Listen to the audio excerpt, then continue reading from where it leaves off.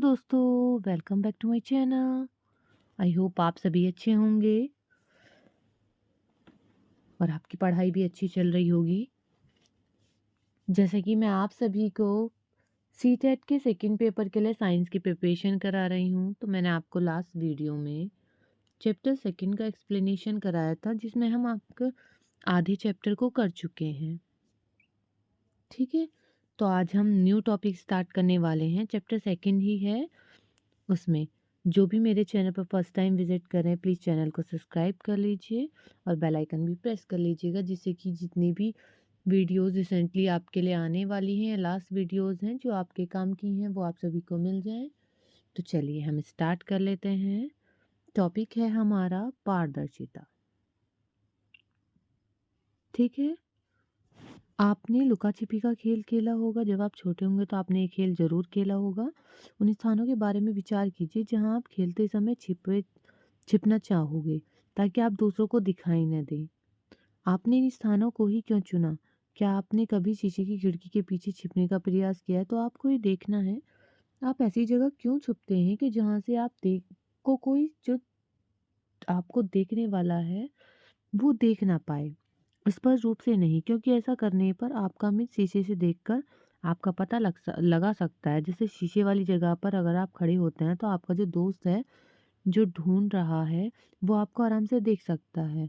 उन पदार्थों तो सामग्री जिनसे होकर वस्तुओं को देखा जा सकता है, उन्हें क्या बोलते हैं? पारदर्शी। जैसे कि शीशा होता है, शीशे से हम एक दूसरे को देख सकते हैं आराम से। कांच की खिड़की होती है, उससे भी हम आराम से देख सकते हैं।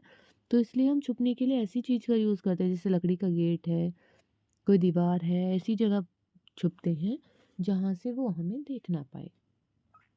कांच, जल, वायु तथा कुछ प्लास्टिक पारदर्शी पदार्थों के उदाहरण हैं। प्राय दुकानदार बिस्कुट, मिठाई तथा अन्य खाद्य पदार्थों को कांच अथवा प्लास्टिक के पारदर्शी पात्रों में रखना अधिक पसंद करते हैं। आप भी देखते हैं, अगर आप शॉप पे जाते हैं तो इस तरह की शॉप होती है। देखें, ये शॉप है, शॉप में ये सब बिस्किट वगैरह हैं, ये टॉफ़ीज़ हैं, ये सब चीज़ें किस में रखी हुई हैं? एक बोट में। ठीक है, बोट बोलते हैं इसको, जार। ताकि जो भी इन चीज़ों को खरीदता है वो आसानी से इन चीज़ों को देख सके कि उसे क्या चीज़ लेनी है। इसके विपरीत कुछ ऐसे पदार्थ भी हैं जिनसे होकर आप वस्तुओं को नहीं देख सकते हैं। इन पदार्थों को क्या बोलते हैं? अपारदर्शी, जिनसे हम आर पार नहीं देख सकते हैं। ओके, जैसे कि लकड़ी होती है, लकड़ी से हम नहीं देख पाते हैं। दीवार है, दीवार से भी हम नहीं देख सकते हैं। तो ये क्या है? ये है हमारे अपारदर्शी। आप यह नहीं बता सकते कि बंद लकड़ी के बॉक्स, गत्ते के डिब्बे अथवा धातु के पात्र के भीतर क्या रखा है। जो भी इस तरह की चीजें हैं उनके अंदर क्या रखा है आप नहीं बता पाएंगे।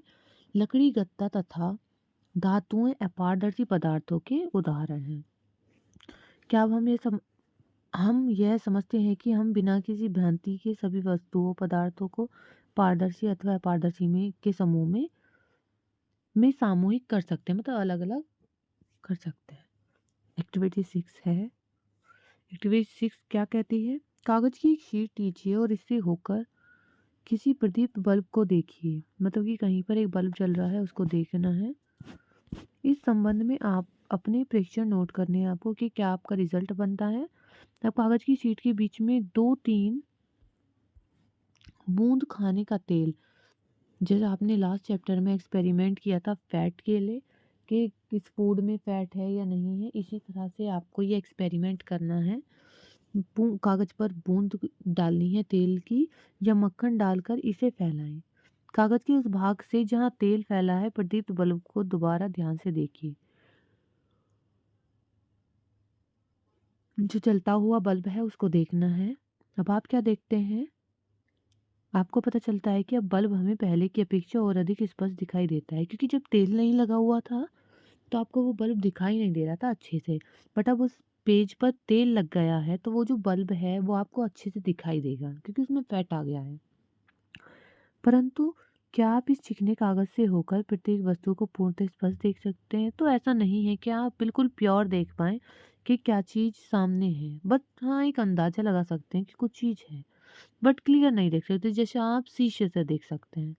ऐसे पदार्थ हो जिनसे होकर वस्तुओं को देख तो सकते हैं परंतु बहुत स्पष्ट नहीं देखा जा सकता, उन्हें बोलते हैं पारभासी। कागज पर लगे उस तेलीय धब्बे को याद कीजिए जिसका उपयोग हमने खाद्य पदार्थों का बचाव के लिए परीक्षण किया करने में किया था। वह भी पारभासी ही था। ठीक है, वो भी आपका पारभासी ही था जिसका फैट का किया था हमने एक्सपेरिमेंट।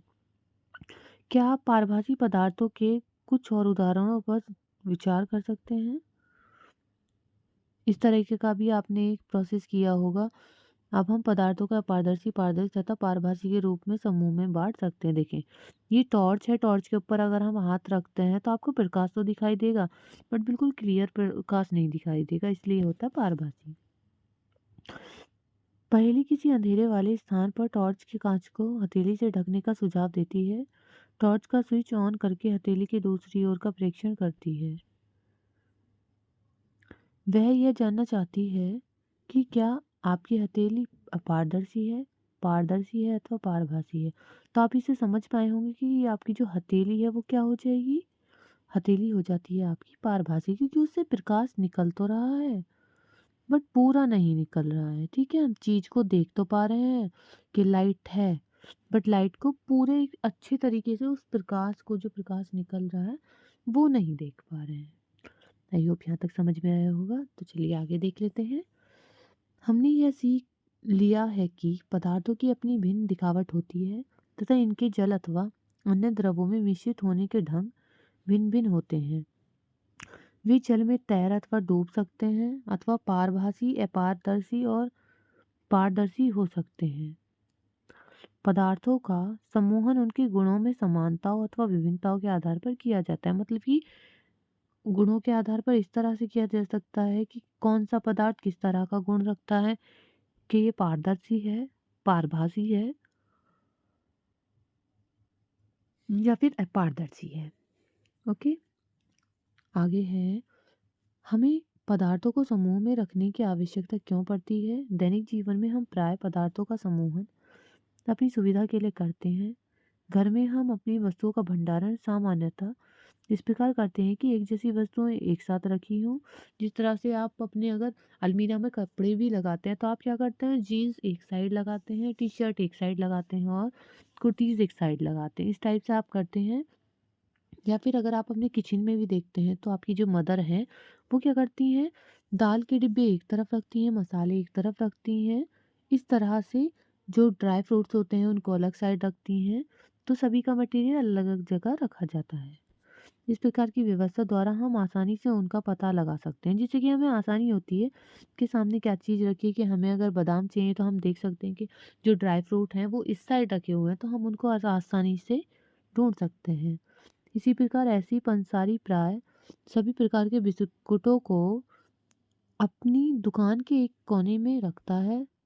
इसी तरह से जो दुकानदार होते हैं वो क्या करते हैं, जो बिस्किट्स होते हैं उनको एक साइड रखते हैं, नमकीन्स होती हैं उनको एक साइड रखते हैं, साबुन होती हैं उनको अलग साइड रखते हैं और अनाज और दालों का भंडार अन्य स्थान पर करते हैं। जिससे कि उसको अगर कोई कस्टमर आ जाता है तो उसको कस्टमर को सामान देने में ज़्यादा देर ना लगे और वो आसानी से उस सामान को कस्टमर तक पहुंचा सके आसानी से। इस प्रकार के समूहन के लाभप्रद होने का एक दूसरा कारण भी है। पदार्थों को इस प्रकार समूहों में बांटकर उनके गुणों का अध्ययन तथा इन गुणों में किन्हीं भी पैटर्नों का अवलोकन करना सुविधाजनक बन जाता है। इसके विषय में और अधिक अध्ययन हम उच्च कक्षा, मतलब आपको जो आप बड़ी क्लास की जब किताब पढ़ेंगे ना, मैं आपको प्रैक्टिस कराऊंगी तो आप उसमें पढ़ पाएंगे। ठीक है, चलिए, मैंने आपको ये चैप्टर करा दिया है कंप्लीट। और अगर वीडियो अच्छी लगी है तो लाइक कीजिए, चैनल पर फर्स्ट टाइम विजिट करें तो चैनल को सब्सक्राइब कर लीजिए। और ये सेकंड जो चैप्टर था आपका, ये सेकंड चैप्टर पूरा कंप्लीट हो गया है।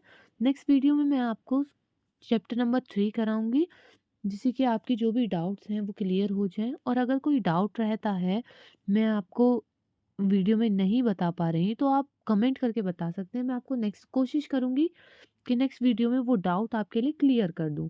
और मैं आगे देखती हूँ, आपके लिए प्लान बनाती हूँ कि आपके लिए कुछ वीडियोस लेके आऊँ प्रैक्टिस क्वेश्चंस की। मैं आपको सीडीपी की तो वीडियोस लेकर आ रही हूँ। मैं आपको एक वीडियो करा चुकी हूँ जिसमें मैंने आपको पूरे 30 क्वेश्चंस का प्रैक्टिस सेट कराया है। तो मैं और भी वीडियोज़ लाती रहूँगी, देखती हूँ नेक्स्ट वीडियो आपकी प्रैक्टिस सेट्स की होगी। तो चलिए ठीक है, बाय बाय, टेक केयर।